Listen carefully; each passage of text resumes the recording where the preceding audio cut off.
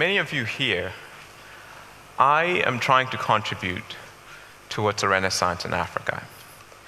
The question of transformation in Africa really is a question of leadership. Africa can only be transformed by enlightened leaders. And it is my contention that the manner in which we educate our leaders is fundamental to progress on this continent. I want to tell you some stories that explain my view. We all heard about the importance of stories yesterday. An American friend of mine this year volunteered as a nurse in Ghana. And in the period of 3 months, she came to a conclusion about the state of leadership in Africa that had taken me over a decade to reach. Twice, she was involved in surgeries where they lost power at the hospital. Emergency generators did not start. There was not a flashlight, not a lantern, not a candle. Pitch black. Patients cut open. Twice. The first time, it was a C-section. Thankfully, baby was out. Mother and child survived. The second time was a procedure that involved local anesthesia. Anesthetic wears off. Patient feels pain. He's crying, he's screaming, he's praying. Pitch black. Not a candle, not a flashlight. And that hospital could have afforded flashlights. They could have afforded to purchase these things, but they didn't. And it happened twice. Another time, she watched in horror as nurses watched a patient die because they refused to give her oxygen that they had. And so, 3 months later, just before she returned to the United States, nurses in Accra go on strike, and her recommendation is take this opportunity to fire everyone, start all over again. Start all over again. Now, what does this have to do with leadership? You see, the folks at the Ministry of Health, the hospital administrators, the doctors, the nurses, they are among just 5% of their peers who get an education after secondary school. They are the elite. They are our leaders. Their decisions, their actions matter. And when they fail, a nation literally suffers. So when I speak of leadership, I'm not talking about just political leaders. We've heard a lot about that. I'm talking about the elite, those who've been trained, whose job it is to be the guardians of their society. The lawyers, the judges, the policemen, the doctors, the engineers, the civil servants. Those are the leaders, and we need to train them right. Now, my first pointed and memorable experience with leadership in Ghana occurred when I was 16 years old. We had just had a military coup, and soldiers were pervasive in our society. They were a pervasive presence. And one day I go to the airport to meet my father, and as I walk up this grassy slope from the car park to the terminal building, I'm stopped by 2 soldiers wielding AK-47 assault weapons.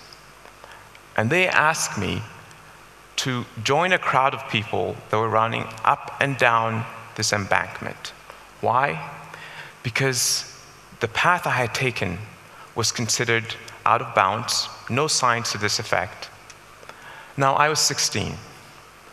I was very worried about what my peers at school might think if they saw me running up and down this hill. I was especially concerned of what the girls might think. And so I started to argue with these men. It's a little reckless, but, I was 16.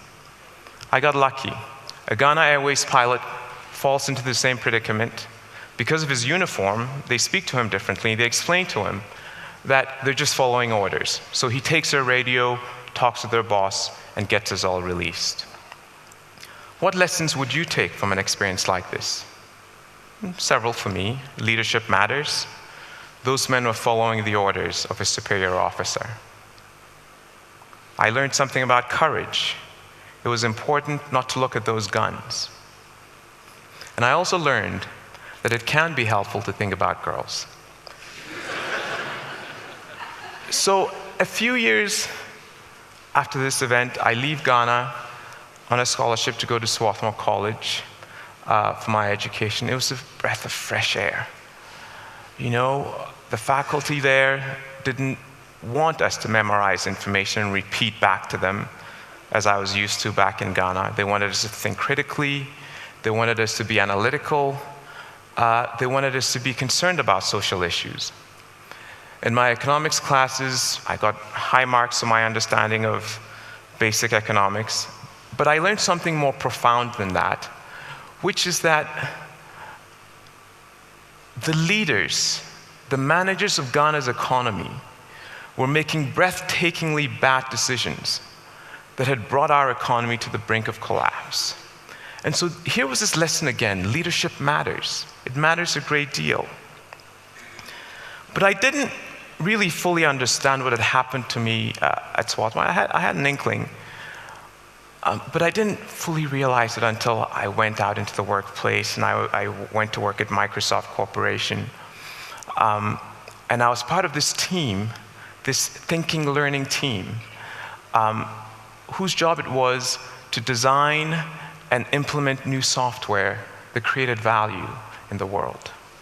And it was brilliant to be part of this team. It was brilliant. And I realized just what had happened to me at Swarthmore, this transformation.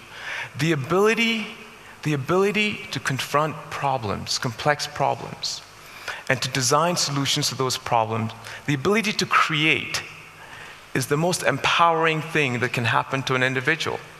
And I was part of that. Now, while I was at Microsoft, the annual revenues of that company grew larger than the GDP of the Republic of Ghana. And by the way, it's continued to, the gap has widened since I left. Now, I've already spoken about one of the reasons why this has occurred. I mean, there's the people there who are so hardworking, persistent, creative, empowered. But there were also some external factors: free markets, the rule of law, infrastructure. These things were provided by institutions run by the people that I call leaders. And those leaders did not emerge spontaneously. Somebody trained them to do the work that they do. Now, while I was at Microsoft, this funny thing happened. I became a parent, and for the first time, Africa mattered more to me than ever before, because I realized that the state of the African continent would matter to my children and their children, that the state of the world depends on what's happening to Africa, as far as my kids would be concerned. And at this time, when I was going through what I called my pre-midlife crisis, Africa was a mess. Somalia had disintegrated into anarchy. Rwanda was in the throes of this genocidal war. And it seemed to me that that was the wrong direction, and I needed to be back helping. I couldn't just stay in Seattle and raise my kids in the upper middle class neighborhood and feel good about it. This was not the world that I'd want my children to grow up in.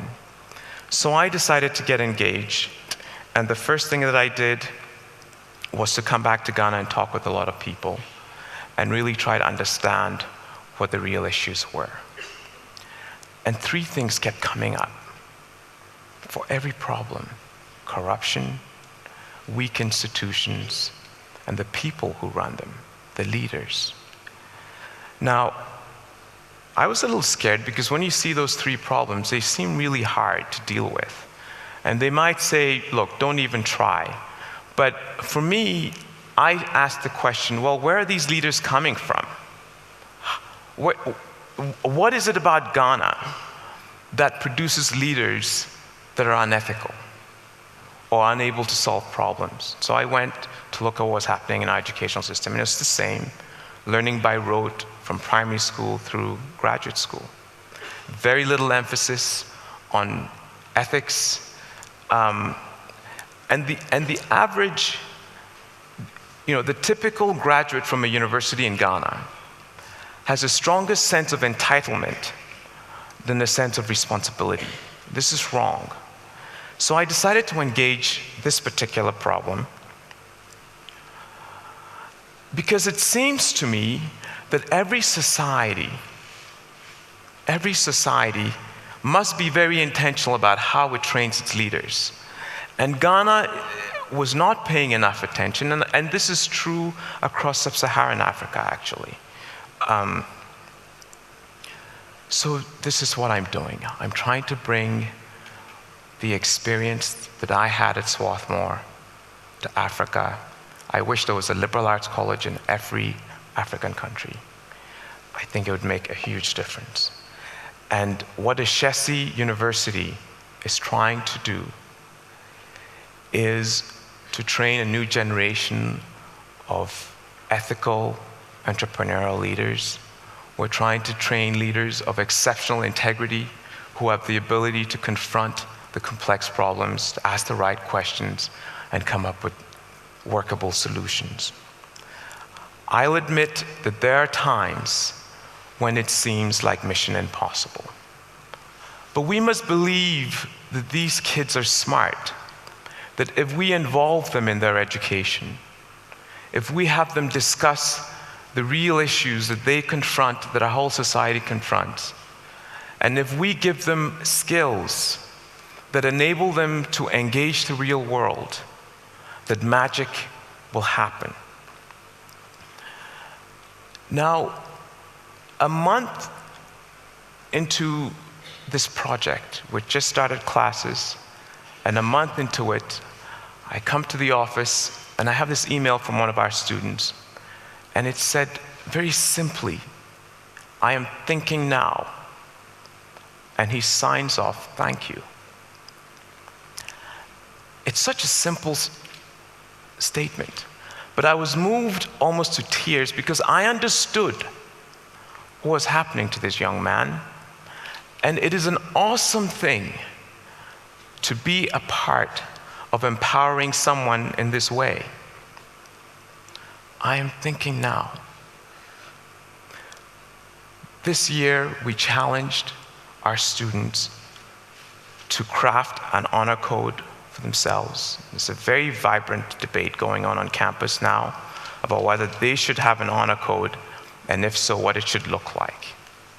One of the students asked a question that just warmed my heart. Can we create a perfect society? Her understanding that a student-crafted honor code constitutes a reach towards perfection is incredible. Now, we cannot achieve perfection, but if we reach for it, then we can achieve excellence.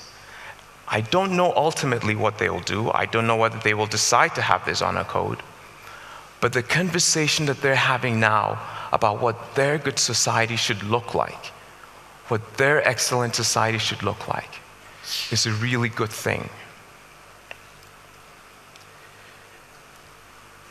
Am I out of time? Okay. Now, I just want to leave that slide up because it's important that we think about it.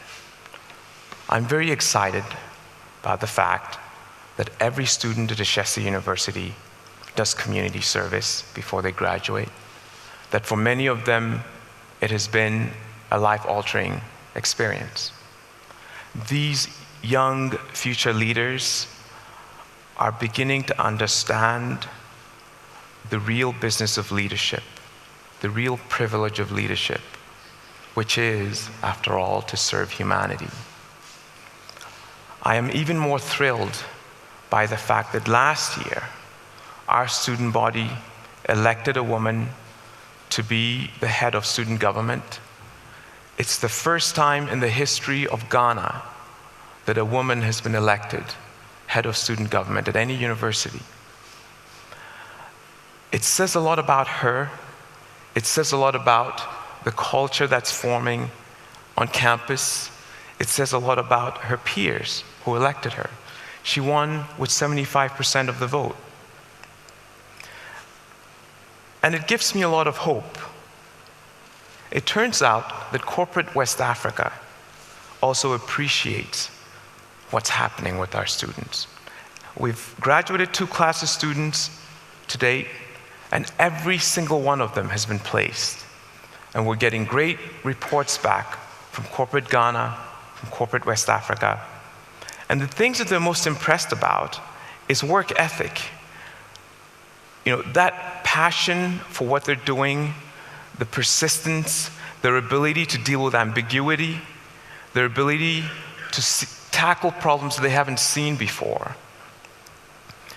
This is good because, over the past 5 years, there have been times when I felt that this is mission impossible.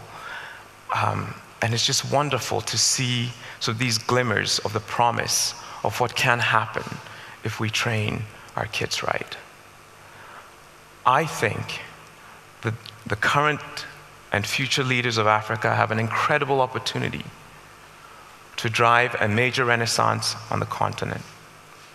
It's an incredible opportunity. There aren't very many more opportunities like this in the world.